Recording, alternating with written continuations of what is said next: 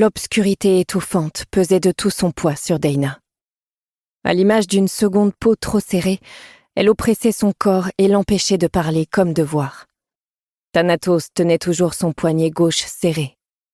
À chaque pas, il l'éloignait davantage de ses amis, de l'avenir dont elle avait osé rêver, et la rapprochait de la réclusion à perpétuité qui l'attendait. Ses doigts glacés lui brûlaient la peau. Néanmoins, elle avait cessé de résister.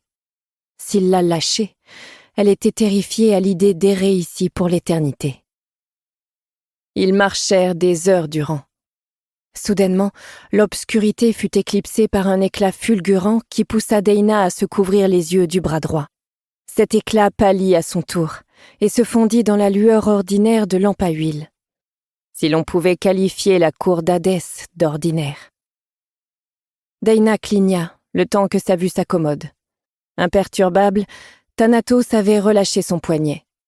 Ils étaient revenus dans la salle du trône d'Hadès.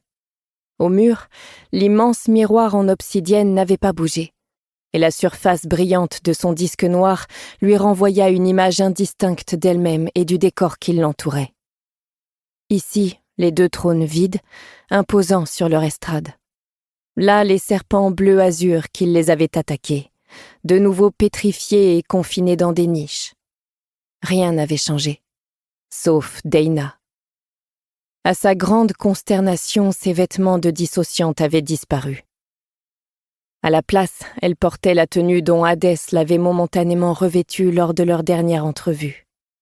Une longue robe asymétrique et vaporeuse en soie rouge grenat, serrée à la taille par une ceinture dorée et retenue à l'épaule par une broche en or sertie de rubis. D'autres pierres précieuses rouges ornaient l'ourlet.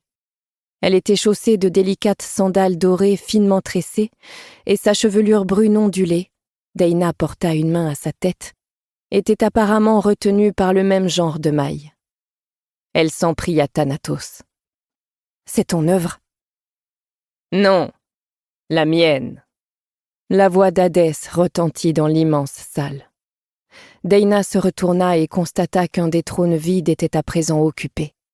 La déesse des enfers, qui prétendait être sa mère, portait la même robe bleu vif que la dernière fois. Elle croisa les jambes en affichant un large sourire. « Ta nouvelle mise te déplaît, Dayna ? Cette couleur te va bien, je trouve. Et Thanatos approuve. N'est-ce pas, Thanatos ?» Thanatos avisa Dayna en battant des cils comme s'il venait seulement de remarquer sa présence. Ses yeux s'arrondirent à mesure qu'il détaillait son apparence, et une légère rougeur réchauffa ses joues pâles. Hadès ricana d'un rire effrayant. Dayna serra ses bras contre elle. « Pourquoi me harcelez-vous » réclama-t-elle. La divinité inclina la tête. « Parce que j'en ai le pouvoir. » Une force invisible poussa Dayna à genoux. « Et parce que tu m'as contrariée, » poursuivit Hadès. Orphée ou Théron étaient voués à mourir. À l'heure qu'il est, l'un d'eux devrait errer sur les sentiers désolés des enfers menant au tribunal des morts. Sa voix se mit à vibrer de colère. Au lieu de cela, qu'est-ce que j'apprends ? Théron est en vie, libre, et Orphée ni mort ni vivant, prisonnier de la lisière. Brusquement, elle pointa vers Dayna un doigt accusateur. Lieu que tu as toi-même fabriqué. Dayna était clouée au sol. Son corps ne lui obéissait plus. Mais elle avait encore l'usage de la parole. « Si c'était à refaire, je n'hésiterais pas !» riposta-t-elle. « Arrête, Dayna !» murmura Thanatos dans son dos. Mais elle l'ignora. Il n'était pas question qu'elle dissimule la répugnance que lui inspirait cette créature assise paresseusement sur le trône. Si elle tentait de ravaler sa haine, elle s'étoufferait avec.